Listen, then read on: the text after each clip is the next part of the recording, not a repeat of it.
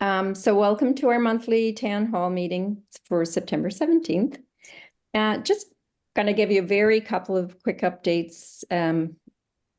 It's amazing how quick that time is going, and I wanted to let everyone know that as of today, wonderful Shauna's clock and all the information on our meetings. So it's 239 days, so that's coming fast. There's lots of information on the website at the moment for just about the cost and a little bit of information about that. But November 1st, have a look. You'll be able to register for the meeting.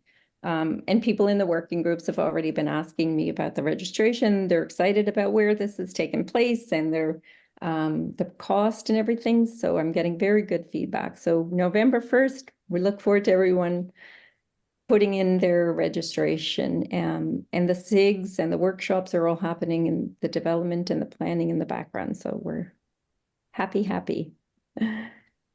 Just a couple of resources that we also, if you had any questions, a couple of resources as well that to remind everyone of. The handbook is being updated, so stay tuned. And I think hopefully by the end of the year, Shauna, we'll have a wonderful, glorious new handbook for all our chapters. And so we'll let you know as soon as that's ready. It's going to be really, really nice. And I think lots of people love the handbook. They use it for lots of the work that they're doing, just not in their domain and instrument, but all the patient work is happening. So stay tuned for that updated handbook.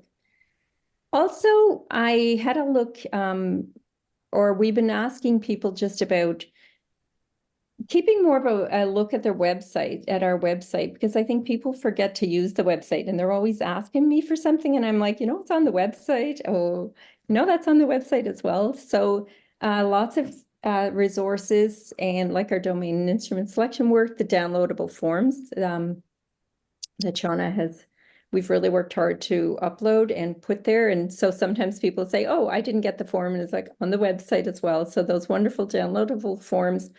All our conference proceedings, especially this recent one, is up as well. A very, very good glossary, but that's been under development with the whole team over the last year or so, particularly to really improve, and very, very useful glossary. The town hall, I'll talk to you about that now, but our town hall also has the recordings from the previous ones and the newsletters. And I know what most of you, lots of you, if you don't, let me know, but lots of you get the newsletter sort of sent through an email. But all the previous and ongoing newsletters are also on the website. So there's lots of information on those newsletters as well.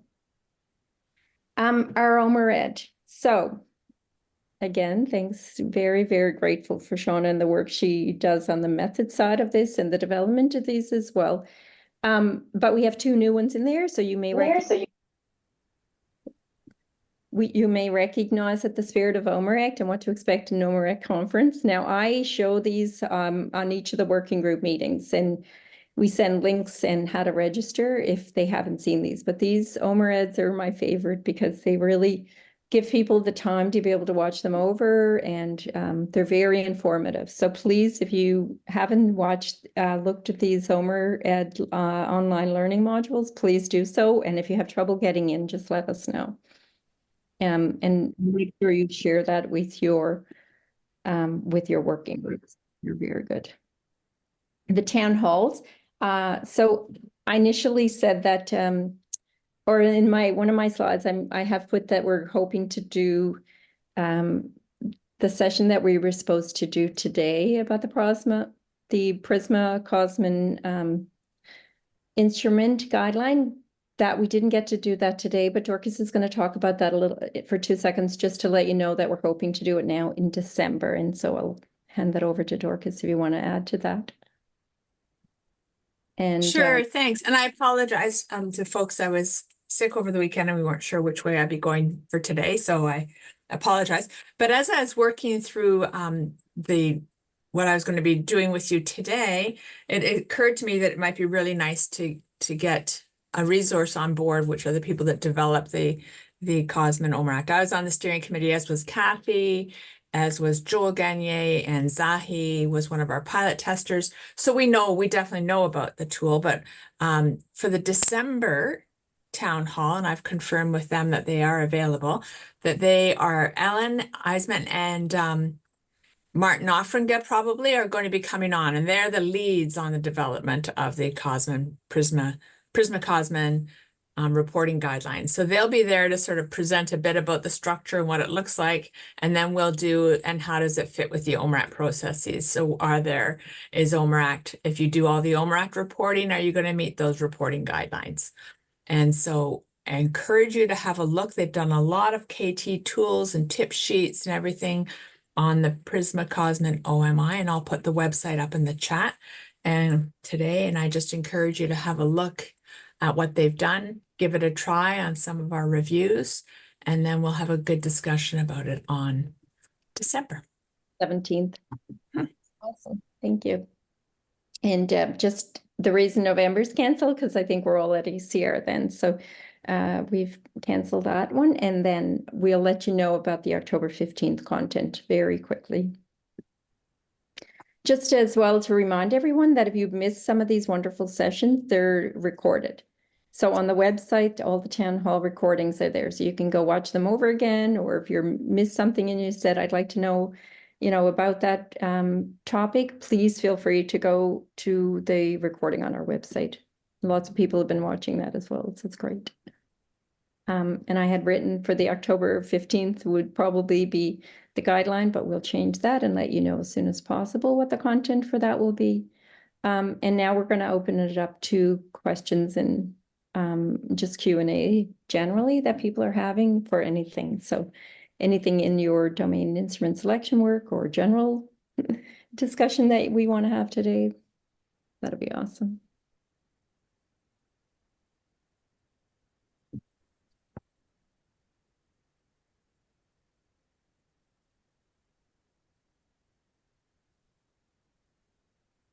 Oh, thanks, Dorcas. Yeah, so Dorcas put the link in the chat there.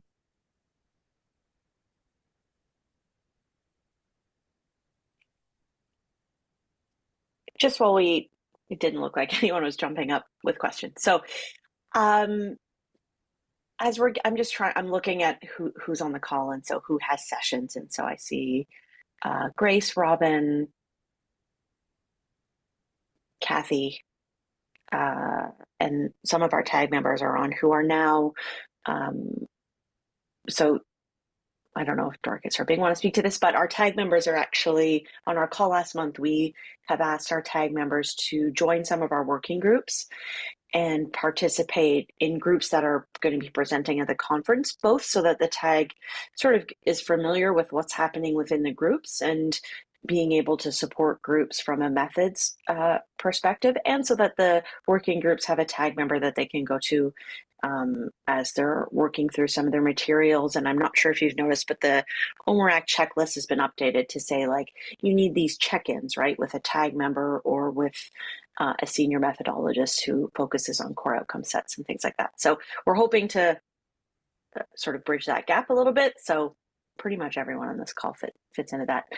So in preparation for the meeting, working groups have been getting emails from me with an updated checklist that we've sort of moved into this PDF form with a link to a folder that has all of their working group materials in it. And so because we're moving away from the OMRACT workbook and just focusing really on the checklist and making sure all of those pieces are put together, this is going to be the new resource for working groups. So the equity group doesn't have an email yet, so it's a bad example, Grace, I'm sorry. I haven't done the methods one yet, so I've really only done, I'm looking at safety on here so far. So Robin, all spotlights on you. And lupus. Are you going to be able to show one, Shauna, just so people see the folder, because it's really, sure. Yeah. Very nice and concrete. Yeah. Robin, I'll use your group as a example because it's great. It's the only one that I've done. Yes, you've done lupus, SLE. Zahi's nobody's on here from lupus. Yeah. Oh, right, your support. I forgot you were the tag member, Giannis. I'm sorry.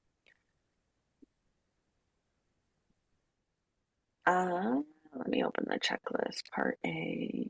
Safety. I mean, it looks a little bit bleak right now, but yes. It's because the safety group is just moving from defining their domain. And they're also a little bit different because they're domain specific group as opposed to a disease group. So what each group is getting is, depending where they're at, this checklist that says they're the safety group. They're looking at the core domain, patient's perception of safety. They haven't identified a single instrument yet that they're going to put through the filter, but if so, the name would be here. And then we've got sort of each of these steps that the group needs to go through. And then they would put their supporting materials. And so when you click this link at the bottom, it opens a folder. Great, that worked. It opens a folder. And so within that folder it matches to each line of the checklist. So if we click number 1, let's say, review the composition of the working group. So the working group would go through this, complete it, saying that they have the pieces that make up an OMRAC working group based on, co-chairs, steering committee, PRPs, fellows, international representation, things like that. So they would go through each of these. Will that bring me right back? Yeah. They would go through each of these folders, go back, part A, and complete each of those steps. So this would be, did you have another look at your domain definition report? Have anything changed since you published it? Is everyone in line with the domain definition report? Yes. And then you'd also have a link in here to their domain definition report. I just haven't put it in yet. And then same thing. So then once they do that, they would have a look and say, okay, how are we going to identify an instrument? And so on the latest version of the handbook, we've included some options for groups because we saw a lot of groups struggling with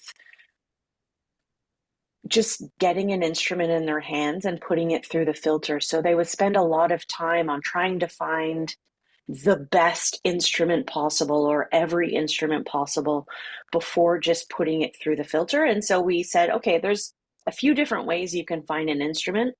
And so we only have 4 here, but one of them is other, which is like you've found an instrument another way.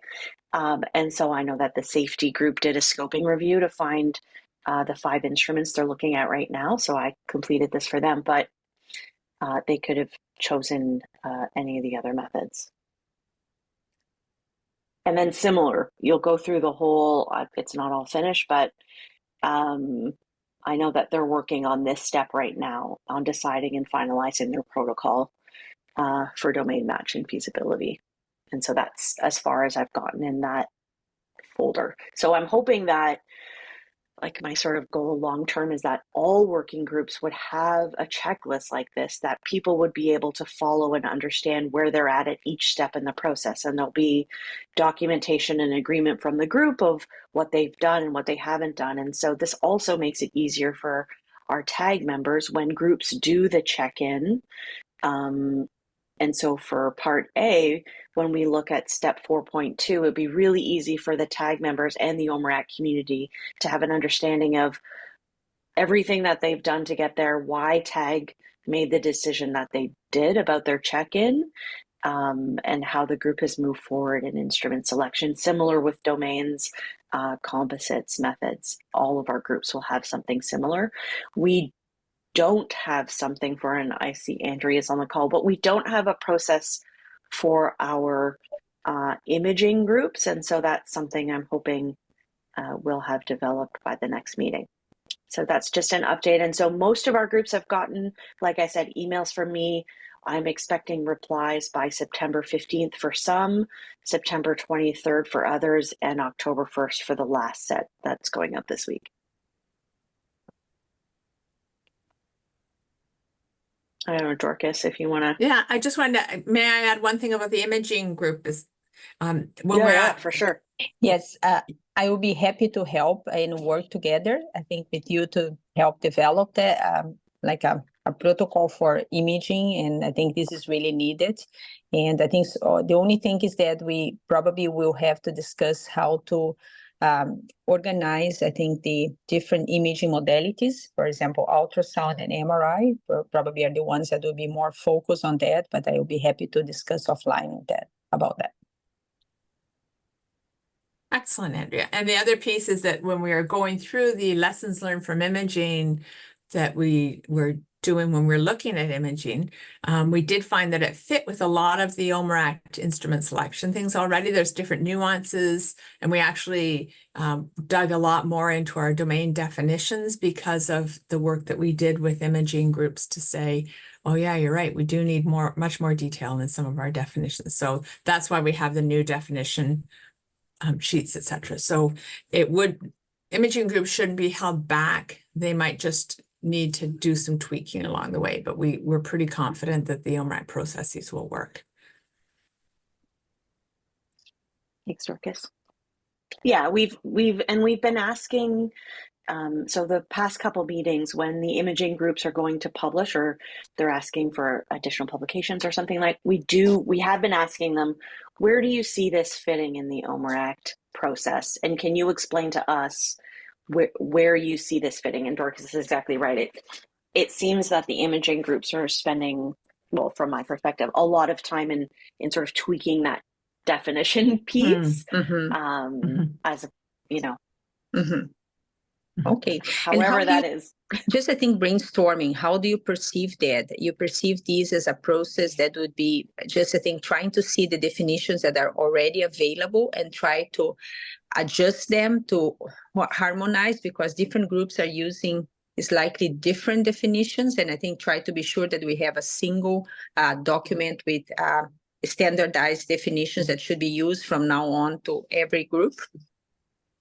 I mean, I think from OMERACT's perspective, it's kind of up to the individual groups to have consensus on a definition that they're happy with. I would like to see whatever the instrument is go through the filter. Yeah. So to me, I see the imaging groups being exactly like the other groups who are moving something through the filter. So we just keep seeing them in sort of the definition space, and as opposed to moving something through.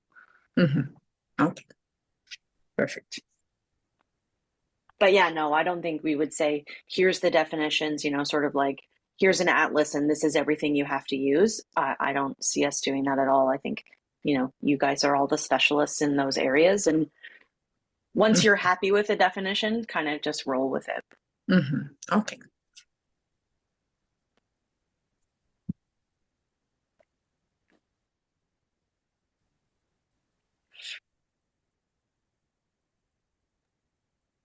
Hi, Lisa and Francis have joined us. Morning. Hello. And Bev, I don't know, did you want to go around, since we've got a few more Yeah. working groups now, and just ask each group for like a quick update, and if there's anything maybe we can help with, or okay, cool. I won't make Lisa start. You just joined us.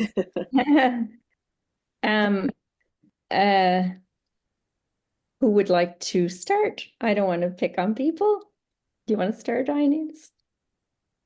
The SLE has been working really hard in the background, so maybe you can let us know about all the work that Wheels has been doing, and the checklist conversations, and yeah.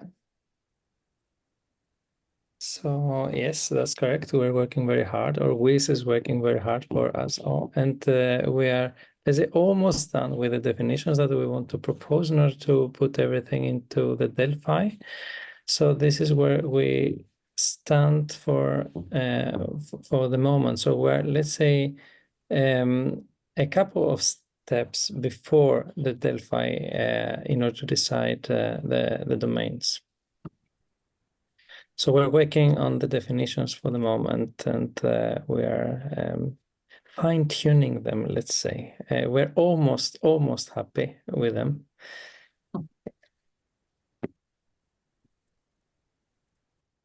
Awesome. Thank you.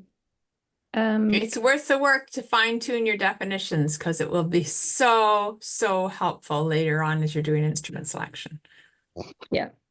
And they also are preparing, they'll be preparing for their tag check-in as well before they go to the Delphi. So we're having that discussion as well. Perfect. I'm curious in terms of the definitions, are you using any of the definitions for the 5 domains that we had Mhm. worked on for at the last OMERAC meeting? I'm thinking about pain interference, fatigue, function.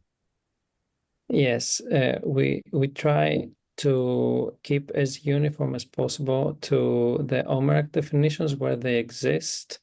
We have used the PROMIS definitions as a source for many of our domains.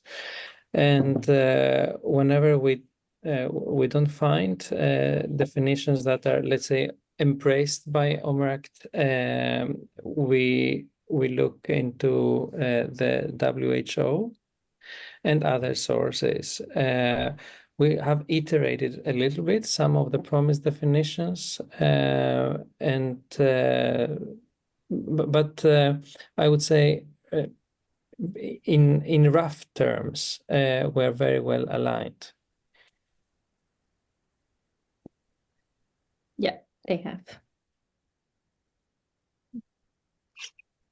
And just to say as well, we're working with the scleroderma group who's close to getting a virtual or publishing a date for their virtual vote on their domain sets for Raynaud's and digital ulcers. They're also using, I think, 4 of the definitions. So they're using health-related quality of life, the 2 pain ones, and physical function. Yep. Is that right, Bev? Yeah. Yep. Makes sense.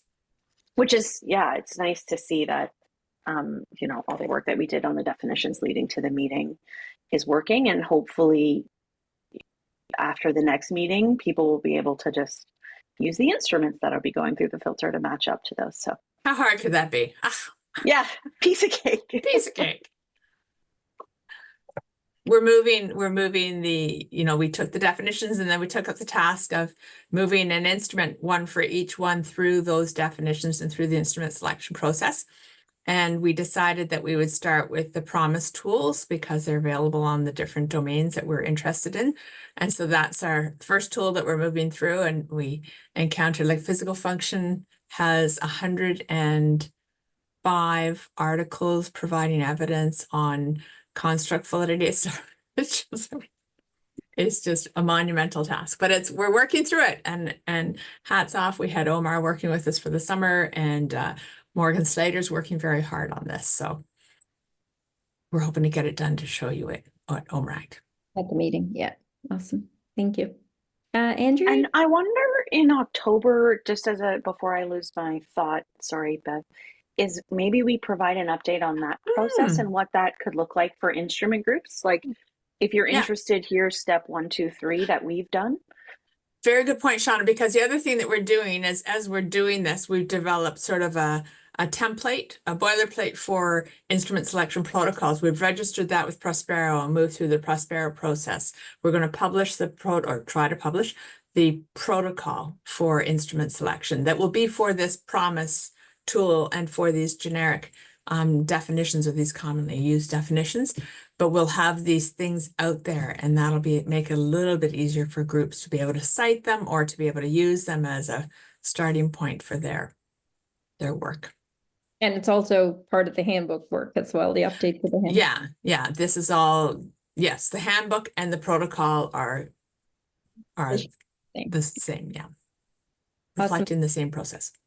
I think that's a great idea, Shauna. That's a good idea. Yeah, that's awesome. Thank you. Because this has changed to December now. So that's perfect. That'll be, we can ask Morgan to come and do. Thank you, Shauna, for that. As always, amazing suggestion. Andrea, did you want to give us, I know Karina, I was going to have Karina next, but she had to leave. I know they're working on getting a working group meeting. Did you see her chat that she Yeah. said that they found a fellow now, which is really great news. And they found many instruments in the scope and review, so they're having to focus. Yeah, they're one of the groups that Shauna had mentioned about they did an enormous review. But they were happy at the time. I think now they realize how many exist. And so we're trying to find funding to do some of that work as well. So I think they've applied to CHR, but they have a fellow. So that's good. And she's put out a doodle poll. So that's always promising. Andrew? I would say I think I have not really raised my hand. I think probably I prefer to work, I think, offline, I think, about a protocol. And then I think we can discuss, I think, internally and present in another meeting, I think, some ideas, and probably this would be the ideal too. I just feel that the protocol for different imaging modalities are very different. For ultrasound and MRI, which are the tools that are mostly used in clinical trials for rheumatologic diseases. And I think probably we'll need to have like A and B for different imaging modalities. And I think other imaging modalities besides ultrasound and MRI, for example, X-ray or nuclear medicine usually is very, very rarely used. So I probably will be more ancillary rather than being the main focus. And I think I would say probably in terms of how to select instruments, I think this is another point. I think this is something that we can probably have some criteria for that. And this is something that would be facilitate the utilization of that. Also, there are some nuances within each imaging modality. So for example, in MRI, I think depending on what is the research question, we may need to use a dedicated MRI or may use whole body MRI. Same thing for ultrasound. Depending on the research question, we may need to use different domains within the imaging modality. For example, grayscale imaging versus color Doppler versus power Doppler ultrasound. Great, thank you. Robin, nice to see you. You're just back, back from the Cochrane meeting in Prague, I guess. Sure. Cochrane and Global Evidence, they were all there. It was very political. Yes, we are trying to get the final closure on the protocol on the single item approach to measuring safety, i.e. the inverse of harms in patients with rheumatic conditions. We've had some back and forth, which is a little unfortunate, but I think this is a journey for all of us, including TAG members, on how to sort out which measures are out there that are feasible, and then do all the steps that we encourage people to do in order to get the right endorsement. So short story is that we are almost done with the closure of the protocol of a single item measure that could potentially compete with the multi-item measure, which is the real core of Dorte Bertelssen's PhD, to try to come up with, as some of you have heard before, something like the PRO CTC-AE. We want to do that in rheumatology. But we have a meeting with some TAG members, including Dorcas, in about a month, or 10th of October, I think, where we will get closure. So then Dorte can start the whole process, which will be presented in Barcelona in May next year. Awesome, thank you. Lisa, you're off mute, so. Yeah, sorry to be off camera. So, I mean, I think this year we're deciding whether to pivot. We were able to get 2 manuscripts, which is construct validity of the 3 measures. We looked at pain interference, fatigue, and physical function also, and looked at them against the core disease activity measures in myositis. And then we looked at pain interference in daily activities, both of which are manuscripts. We are trying to decide part of our problem is that there's a lot of myositis clinical trials. We've done this all within the context of our clinical practice and the working group. So just to remind everybody, the myositis working group is very unique in that it covers Korea, Australia, Sweden, and the US, because those are large myositis concentrated areas, but the language issues regarding that presented an initial challenge. And eventually we did settle also on promise measures, but it was whittled down, and part of that was just to make sure that it was universally available. We have now been charged with what to do next. I mean, we're still sort of trying to get measures with regard to clinical trials. We have so many clinical trials competing against each other, and despite the fact that I begged many of these people to use these 3 measures, and they said, okay, and then they use another promise measure, or the promise 29, it makes me kind of crazy. I can't really understand what the resistance is. So some trials will use them, but unfortunately, 2 clinical trials just closed down for non-feasibility. They can't recruit.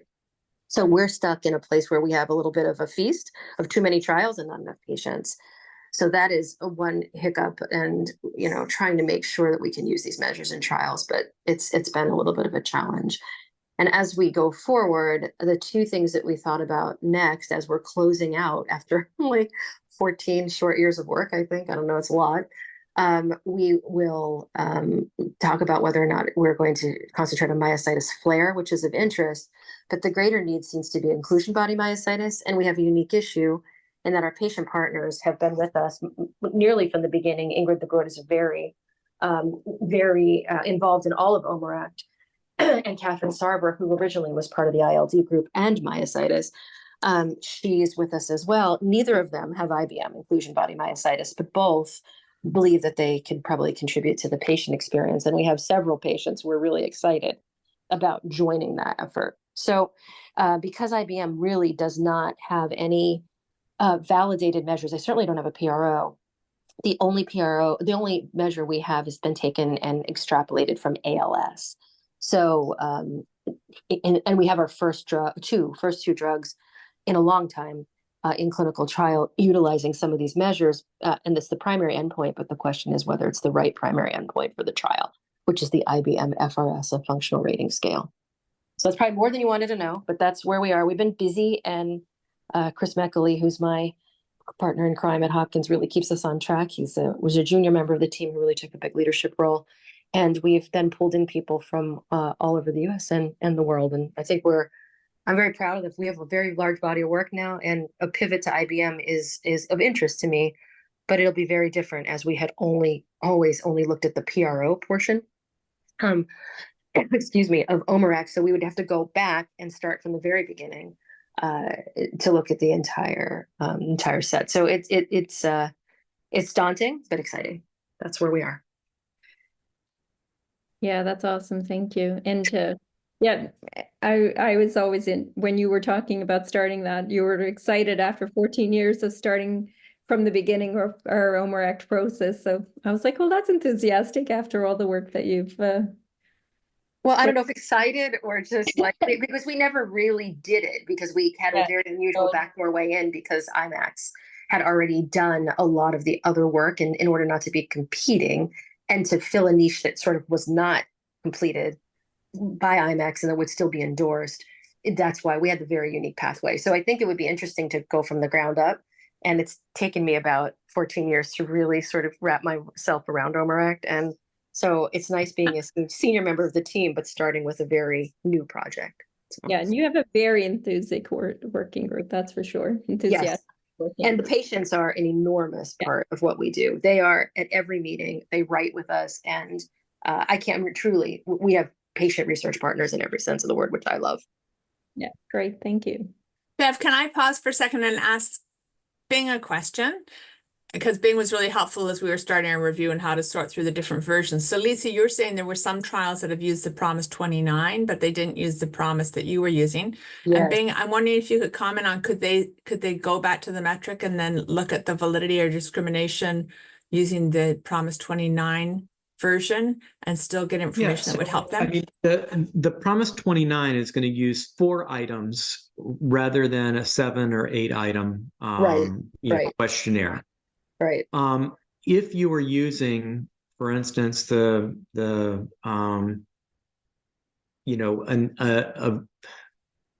of the longer version short forms also contain the 4 items contained within PROMIS 29. So your content validity in many circumstances is already going to be met if the same questions are used as part of that. But the metric itself should give you the same answer, whether you're using a 4-item questionnaire or whether you're using an 8-item questionnaire. The only difference is the error around the point estimate. But because PROMIS was designed using IRT, it doesn't matter which questions you select from the item bank, as long as you are covering the range of the symptom. And the Promise 29 is designed to do that across most diseases. Its centering is on a population normative value. If you have a population of patients whose center a little bit skewed, then it still should give you a same or similar answer. But again, your point estimate may be a little bit wider. So, again, we did this. If you go back and look at the paper that we published on fatigue, we looked at fatigue 4A, 7A, and 8A in the same patient population and looked at the comparison of the metrics for those. You got slightly different estimates, but everything triangulated to being incredibly similar. So, I think that is an important paper to keep in mind. And I think that people should understand that the Promise metric should be something that is going to be present, whether you use a variable length short form or whether you use a computer adaptive test. It's just a matter of precision. And if you are looking at group estimates in clinical trials, which is what most of what we are doing is looking at, you should be able to get information out of the 4 items from the Promise 29. So being just to school me, I have to look at them more closely. They're not exactly identical, I think. And so our 3 instruments, so if we look at our instruments, the questions need to be asked the same way, right? They're slightly different. So we should compare the questions within our instrument to the Promise 29. Is that what you're saying? Or even, yeah, you can look at that, or you can see, you can do with a small number of patients and ask the question, are these questions reflecting, your general experience with the symptom? Are they perfect matches? Are they good enough? Are they representing enough of the domain that it is something that would be that it would be representative? Gotcha. I think that's yeah. I just think part of our problem is I just wonder if there are going to be enough patients in these trials. They're all competing for a very small group of patients because IVIG is on label, and at least for dermatomyositis, and then it's on label, technically for synthetases. We're just having a hard time finding these patients. So I'm not sure, so let me ask you this, and this is a dumb question. If the trials do not fully recruit, but they do have a subset, so some of them have stopped enrollment, but they're going to analyze a smaller subset of patients just to look for a signal. Is that valid? Or if it's not powered, we can't use those instruments? I just don't know the answer to that. I'll stick in that it's going to be powered for answering the clinical intervention question. We're interested in, is it good enough to give us information on how the tool is performing? Gotcha. And then I'll throw it back to Bing to set, because I would think, Good. try to leverage whatever you can get. Okay. It's hugely helpful. I don't think that we did grasp this. Or I certainly didn't. So that 29 could be really useful. I mean, I think I have to say that one of the reasons that the industry is choosing the Promise 29 is because it is the most widely translated of the Promise measures. So, and it gives information, and it gives information on 7 different domains. And it can also be used to calculate a utility score.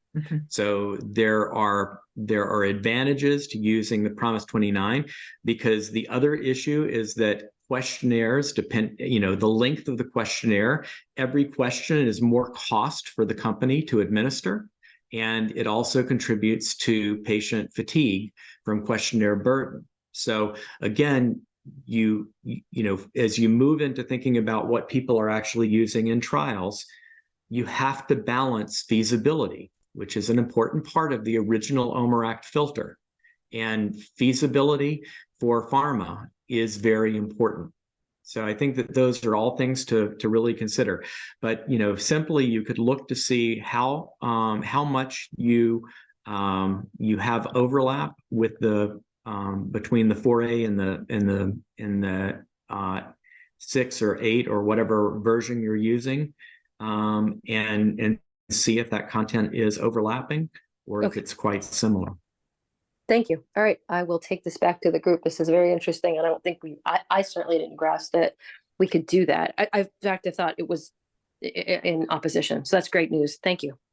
And if anybody needs some resources on Promise, I mean, Bing is a walking resource on Promise, but what we've done, we've got a little table now with the different versions and checking off which items are in which version. So if that's helpful to anybody, we can send that out. Okay, this Yes, looks like a please. couple of people. Yeah. Yes, please. And we've now extracted which measurement properties have been studied in which studies on which versions. So, you know, we have our SOMP tables for each of the 4 domains. We haven't finished doing all the extraction and stuff, but we've got the placeholders of what was looked at in each of the studies. So if that's at all helpful, and that's up until March 2024 using both the Promise resources, and then we did a full literature review as well. So again, if that's at all helpful, that's what we're here for, is to try to provide resources to help you move along. Oh, that's awesome. Thank you. Yeah, thank you. Bing, was that the right paper I had up a minute ago? Because I'll toss it in the chat. Here is the one that looks at meaningful change, Thanks. or looks at oops, hang on. If there's any chance someone could attach that or send that, I'm mobile, so I can't see the chat. Oh, yeah, sure. No, Sorry. we can Thank email you. it to you after. Yep. Thank you so much.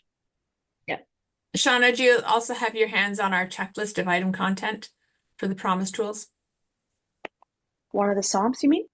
No, is there a different the checklist for the different versions of the Promise tools and which items are in them that Morgan and I did.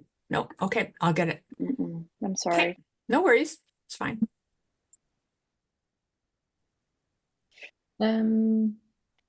If that's it on that one, Francis, do you want to give us an update and maybe share with people you have your draft protocol going around for the waiting? Yeah. Yeah, we have some news from the Fairs in OA group. First of all, this summer the short version and the final version has been validated and published, and we also simultaneously in the same journal the composite score building methods based on statistical approach has been published together in the Journal of Clinical. So we are very proud of that. So now the questionnaire is fully available for those who don't. And the scoring method is transparently published together in the building in the composite score paper. But there is now another round of research going on beside the responsiveness protocol that are still ongoing in different settings, in 6 different settings around the world. We are now developing a protocol for investigating 2 things. One is the doing a weighting exercise, looking at the expert opinion, because the first approach was statistical. Now we want to have an opinion from experts and maybe make comparison between both.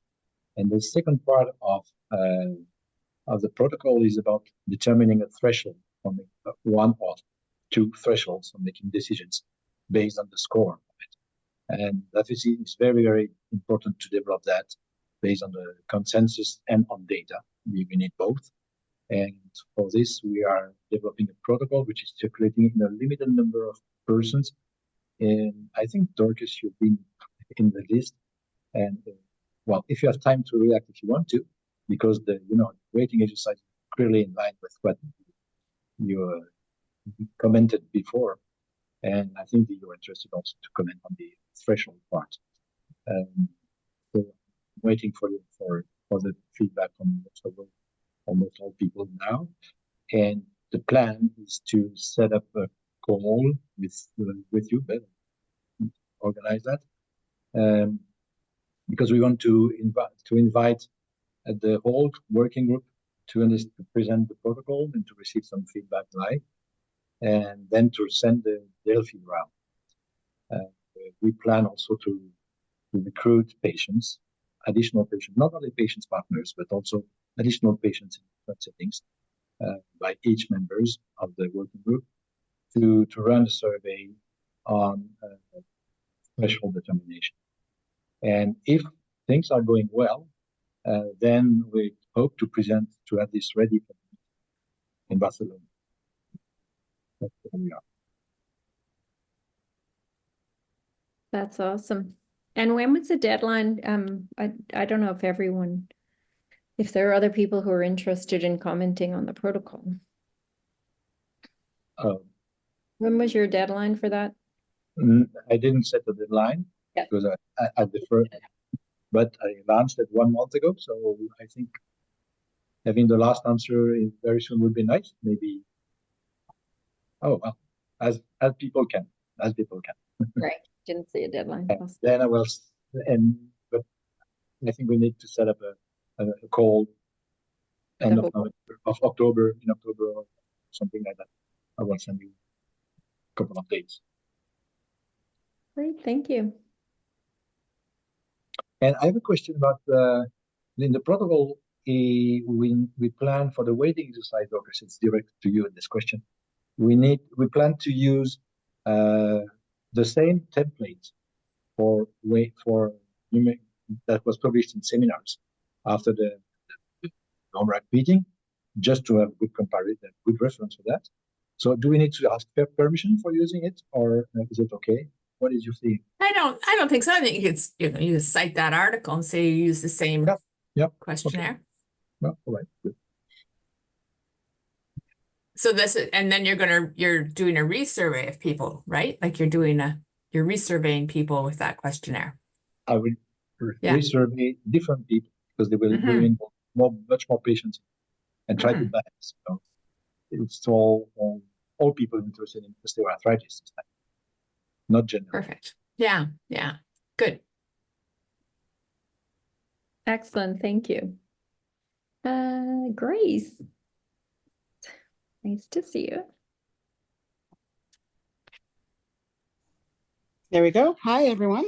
I'm not sure how much we have to comment on, Shauna, maybe you can fill in, but we're working on creating ways to measure the diversity and inclusivity and sort of give a framework for equity across the organization. So that survey, I think, has gone out, and we'll sort of see what those results are and then take it from there. But we'll have a nice session next year. Looking forward to that. Yeah, that's awesome. One of the things that's come up recently, well, in many of the groups that I'm in, is about language, including multiple languages in our research methods, like our systematic reviews, scoping reviews, and the focus groups. So we've had lots of discussions in the background with some of the groups, just how we can be more inclusive of multiple languages. Grace, I just wanted to say, this is Lisa, I really liked your talk I think it was last year. Gosh, I'm losing track of which year it was. I think it was just last year. It was fantastic, very eye-opening. I actually just looked at the curriculum with a medical student, actually looked at imagery in the medical school curriculum to look for diversity and issues. And let me tell you, I may or may not have gotten called to the dean's office because it was a hot button topic. So yeah, it's sort of exploding, globally, especially when we think about how we define things in a very sort of Western centric way. 100%. Think about, how even the word diversity, what does that mean when you're looking at cultures in which the normative values are very different? So I think our first step was to say, who are we? And to find language that allowed everyone to find a way to include themselves in their self-description. So just even changing the language, it's sort of going to be very interesting to see the results of that, so that we really then understand what is diversity actually, how do we define that? And then how do we become inclusive? So now this was a great start. Happy to be part of this. It was fantastic. It was really very memorable. Thank you. Thanks. Yes, it was very fun, very nice. And people keep talking about that workshop. They loved. So we're looking forward to the next one for sure. We'll have to top it for sure.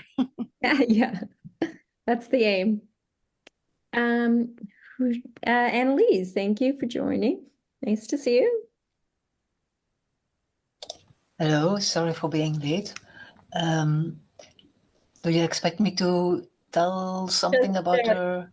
Just if you had any questions, or the worker productivity group, just a quick update on some of the work that they're doing, the monthly meetings. As far as I know, they are still looking at extracting data for some of the presentiers and instruments that we are summarizing. And I have personally not heard from the fellows lately, so I'm not sure there are specific issues. I just joined to hear about the others. And they have a new fellow joined as well, so they're excited about that to help with all the additional work from the extraction. So great, thank you. Who did I miss? Deja, hello.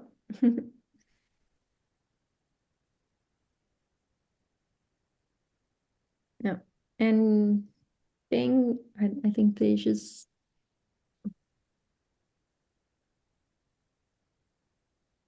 Bing? I think that's everyone who has a working group out. Yeah.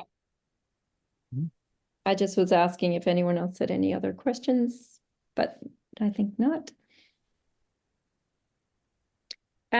Awesome. Well, that was really informative and very, very enjoyable. We learned a lot again. Amazing stuff. Thank you for helping Lisa to ask those kind of questions. Those are how we learn from what's happening in the instrument world for sure. So thank you. Yes, thank you. Glad I joined. Thank you so much. Yeah, and so the next, we'll let you know about the October content. November will be canceled, and then the December will be the Prisma Cosman. So with guest speakers. We'll have to be on our best behaviors. That'll be really good. And if you think of anything that you would like, oh, Robin, sorry. If you think of anything that you would like, the content wise for the town halls, please let me know and we can organize that. So, Robin. I was just curious whether we have flagged on our website or any elsewhere that we are part of the spirit and consort statements on surrogates. I don't think I've seen it on our LinkedIn or wherever we pitch things like that. What does that mean? Like we have Prisma Cosmin, we also have now we're part of the both spirit statement and consort statement about surrogate endpoints. So it would be similar, Shauna, to highlighting what we did for Prisma Cosmin to sort of say, hey, here's another important reporting consort would be. Just to say that we are involved. Yeah, yeah. Yeah, Robin, if you want to draft something and send it to me, I can do the same that I did for the Prisma Cosmin OMI. Kind of like a pitch, like a tweet or... Yeah, okay. and if you have the articles or the website links so that she can link people directly to the right resources, that would be great. I'll do that. Thank you. Links would be much needed there. Perfect. Thank you. And Andrew, last question.